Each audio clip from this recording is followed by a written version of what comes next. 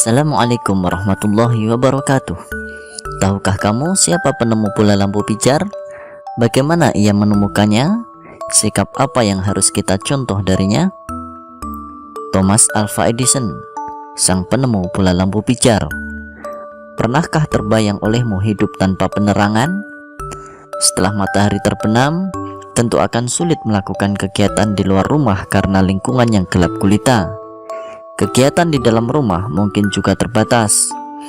Kita patut mensyukuri salah satu penemuan besar yang mengubah dunia, penemuan bola lampu pijar oleh Thomas Alva Edison. Thomas Alva Edison lahir di Milan, Ohio pada tanggal 11 Februari 1847. Ia tidak pernah menyelesaikan pendidikan resmi di sekolah. Ia hanya sempat bersekolah selama 3 bulan. Edison diajar oleh ibunya di rumah. Walaupun tidak mengikuti pendidikan formal, terlihat bahwa Edison memiliki rasa ingin tahu yang sangat tinggi. Di usia 11 tahun, Edison sudah dapat membuat telegraf sederhana. Di usia 12 tahun, ia memanfaatkan waktu luangnya untuk membaca literatur dan melakukan berbagai percobaan. Pada tahun 1861, ia dapat mencetak koran. Koran terbitannya, Weekly Herald, laris terjual. Ia melihat dunia butuh penerangan. Ia menghabiskan waktu selama 2 tahun serta dana yang cukup besar untuk mengembangkan penemuan. Melalui kerja kerasnya, pada tanggal 21 Oktober 1879 lahir lampu pijar listrik pertama yang dapat menyala selama 40 jam.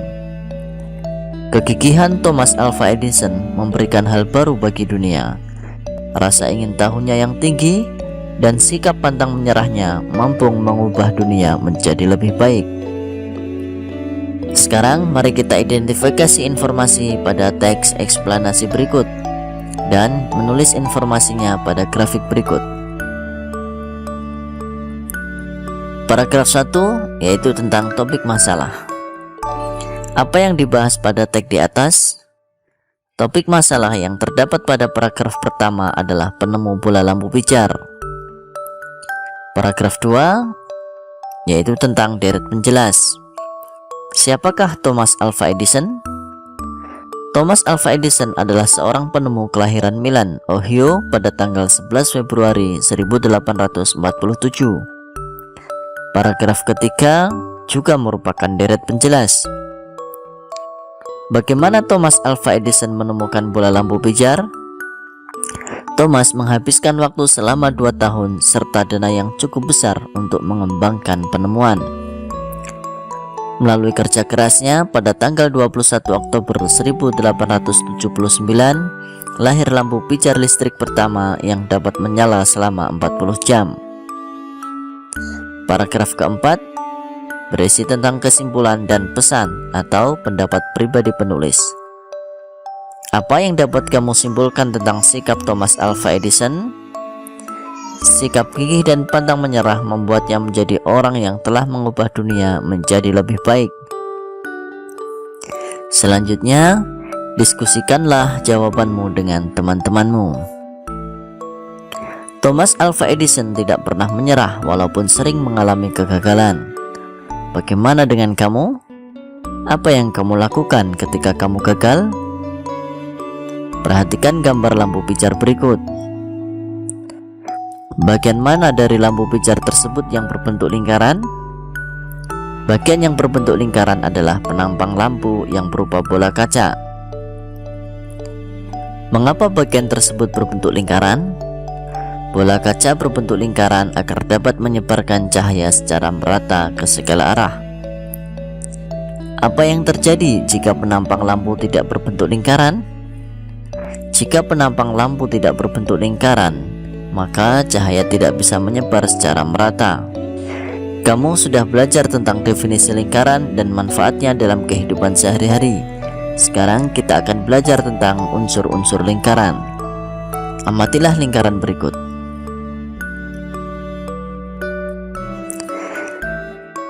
Ini adalah titik pusat lingkaran.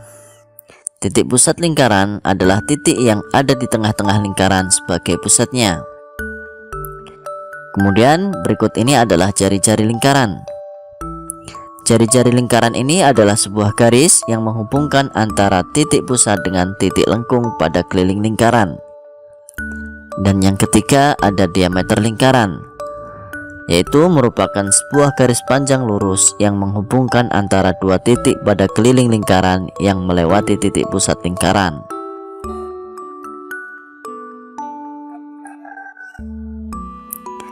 Selanjutnya, dari penjelasan tentang titik lingkaran, jari-jari, dan diameter lingkaran, selanjutnya kamu bisa membuat sebuah lingkaran dengan menggunakan jangka, dan kamu bisa menanyakan pada gurumu bagaimana cara menggunakan alat jangka.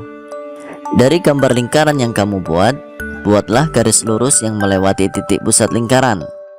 Berilah tanda P pada pusat lingkaran dan tanda A pada ujung garis, serta tanda B pada ujung garis yang lain. Bagaimana hubungan antara panjang garis AP dan AB? Panjang garis AP adalah setengah dari panjang AB, atau sebaliknya, panjang AB adalah 2 kali panjang AP. Jika panjang AP disebut jari-jari lingkaran, dilambangkan dengan R kecil, dan AB adalah diameter lingkaran dan dilambangkan dengan D kecil. Bagaimana hubungan antara R dan D? Panjang R sama dengan setengah kali panjang D, atau bisa ditulis dengan rumus R sama dengan 1/2 kali D, dan panjang D sama dengan 2 kali panjang R, atau bisa ditulis dengan rumus D sama dengan 2 kali R. Setelah kamu memahami tentang jari-jari dan diameter, selanjutnya mari kita selesaikan soal-soal berikut. Yang pertama, sebuah lingkaran mempunyai jari-jari 8 cm. Hitunglah berapa panjang diameternya. Kita buat dulu apa yang diketahui, yang ditanyakan baru dijawab.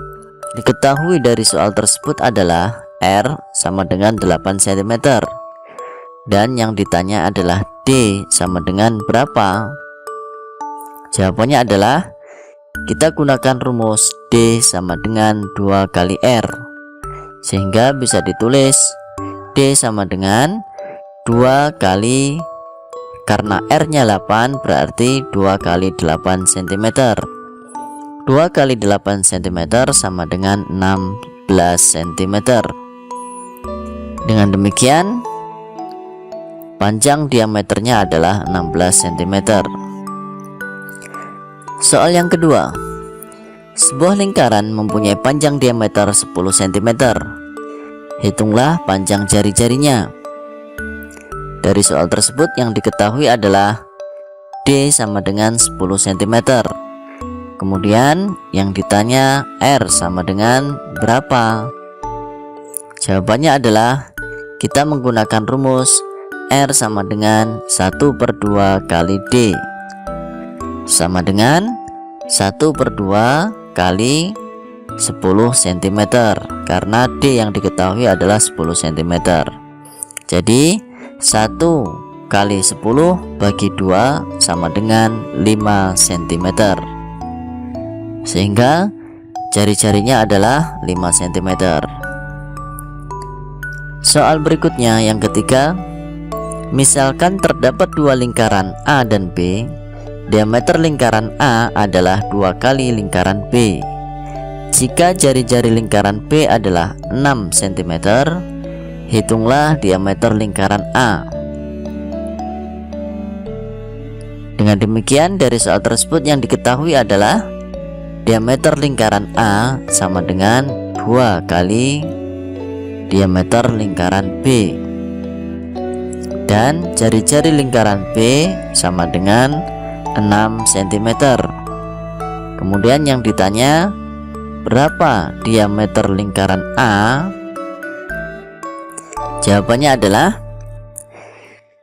diameter lingkaran A sama dengan 2 kali diameter lingkaran B.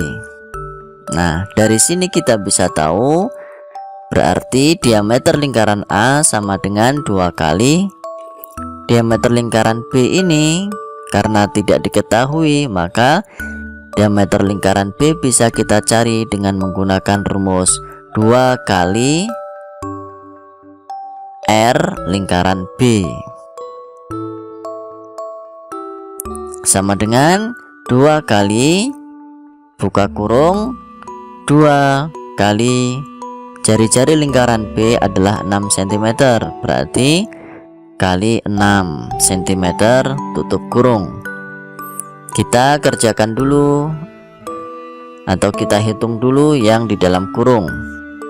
2 kali 6 sama dengan 12 cm, sehingga 2 kali 12 cm sama dengan 24 cm.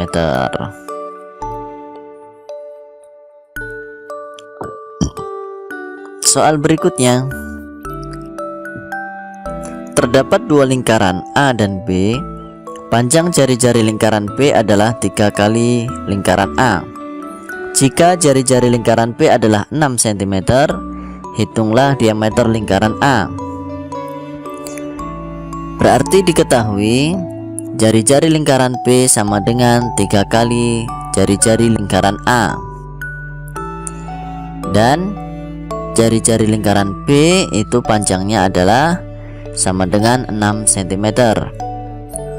Kemudian ditanya diameter lingkaran A sama dengan berapa? Jawabannya adalah diameter lingkaran A sama dengan 2 kali jari-jari lingkaran A, ya kan? Itu adalah rumusnya. Rumus D sama dengan 2 kali R. Jadi diameter lingkaran A sama dengan 2 kali jari-jari lingkaran A. Kemudian sama dengan 2 kali, nah kita cari dulu jari-jari lingkaran A itu berapa. Jari-jari lingkaran A itu adalah 1/3 kali jari-jari lingkaran B. Bagaimana bisa didapat 1/3 kali jari-jari lingkaran B?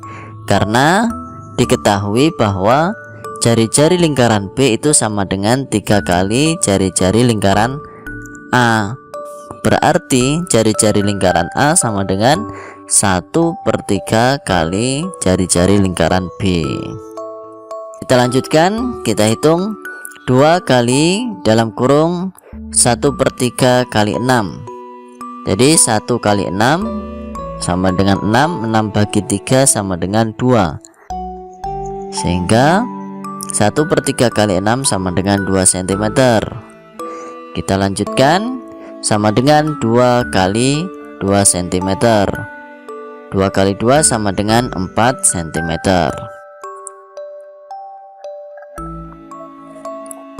Jadi diameter lingkaran A adalah 4 cm. Dengan ditemukannya lampu pijar, saat ini kita dapat melakukan berbagai hal di malam hari, seperti yang dilakukan oleh Siti dan adiknya berikut. Lampu belajar hadiah dari ayah. Setiap malam hari pukul 19.00 sampai dengan 20.00, Siti dan adiknya selalu belajar. Mereka belajar dengan menggunakan lampu belajar. Lampu belajar itu adalah hadiah dari ayah 6 bulan yang lalu. Ayah memberikan lampu belajar kepada Siti dan adiknya supaya mereka giat belajar. Siti selalu menjaga lampu belajar miliknya. Ia mematikan ketika sudah selesai digunakan. Ia juga membersihkannya jika kotor. Sampai saat ini, lampu belajar Siti masih dapat digunakan dengan baik. Siti terlihat nyaman saat belajar. Berbeda dengan adik Siti yang selalu mengeluh ketika belajar. Lampu belajarnya rusak. Lampu belajarnya rusak karena sering tidak dimatikan. Terlihat juga banyak kotoran yang menempel karena jarang dibersihkan. Ayah berpesan kepada Siti dan adiknya untuk merawat barang-barang mereka. Barang-barang yang dirawat dengan baik tidak mudah rusak. Hal ini membuat barang-barang tersebut dapat dimanfaatkan dalam waktu yang lama. Berdasarkan cerita tersebut, diskusikanlah pertanyaan berikut. Yang pertama, apakah hak yang didapatkan oleh Siti? Hak yang didapatkan oleh Siti adalah hak untuk belajar, mendapatkan fasilitas belajar, dan mendapatkan perhatian dari orang tua. Yang kedua, apakah hak yang didapatkan oleh adik Siti? Seperti halnya kakaknya, hak yang didapatkan oleh adik Siti yaitu mendapat hak untuk belajar, mendapat fasilitas belajar, dan mendapat perhatian dari orang tuanya. Berikutnya, apakah Siti telah menggunakan haknya dengan tanggung jawab? Siti telah menggunakan haknya dengan tanggung jawab, karena lampu belajar yang diberikan ayahnya dijaga dengan baik dan mematikan jika tidak digunakan. Apakah adik Siti telah menggunakan haknya dengan tanggung jawab? Belum, adik Siti belum menggunakan haknya dengan tanggung jawab. Hal ini karena lampu adik Siti tidak pernah dirawat dengan baik dan dibiarkan menyala, sehingga lampu adik Siti cepat rusak. Apa manfaatnya ketika kita menggunakan hak kita dengan tanggung jawab? Ketika kita menggunakan hak kita dengan tanggung jawab, maka barang-barang yang menjadi hak kita dapat kita manfaatkan dalam waktu yang lebih lama. Di samping itu, orang lain akan selalu menghargai kita, selalu dipercaya orang lain, dan kita dapat menjaga hubungan baik dengan orang lain. Amatilah benda-benda yang menjadi hakmu. Apakah kamu telah menggunakannya dengan tanggung jawab? Misalnya sepatu. Bagaimana kamu menggunakannya? Gunakanlah sepatu hanya ketika dibutuhkan, misalnya saat pergi ke sekolah, dan lepaslah sepatu setelah pulang sekolah. Bagaimana kamu merawatnya? Rawatlah sepatu dengan baik, mencuci secara rutin, dan menyimpannya di tempat yang aman. Apakah kamu sudah bertanggung jawab menggunakannya? Jika kamu sudah bertanggung jawab menggunakannya, maka manfaat yang kamu dapatkan adalah sepatu akan selalu bersih, bagus, dan awet. Amatilah benda-benda lain yang menjadi hakmu, dan cermatilah bagaimana kamu menggunakannya. Bagaimana kamu merawatnya? Apakah kamu sudah bertanggung jawab menggunakannya? Dan apa manfaatnya ketika kamu bertanggung jawab? Orang tua kita telah memberikan hak kepada kita untuk menggunakan barang-barang seperti sepatu, sepeda, dan lain-lain. Kita harus bertanggung jawab ketika menggunakan barang-barang tersebut. Menggunakan dengan hati-hati, menyimpan ketika sudah digunakan, dan merawatnya adalah contoh bentuk tanggung jawab. Ketika kita bertanggung jawab, maka barang-barang tersebut dapat kita manfaatkan dalam waktu yang lama. Demikian pembelajaran kita hari ini. Sampai jumpa pada pembelajaran selanjutnya. Tetap semangat dan semoga sehat selalu. Wassalamualaikum warahmatullahi wabarakatuh.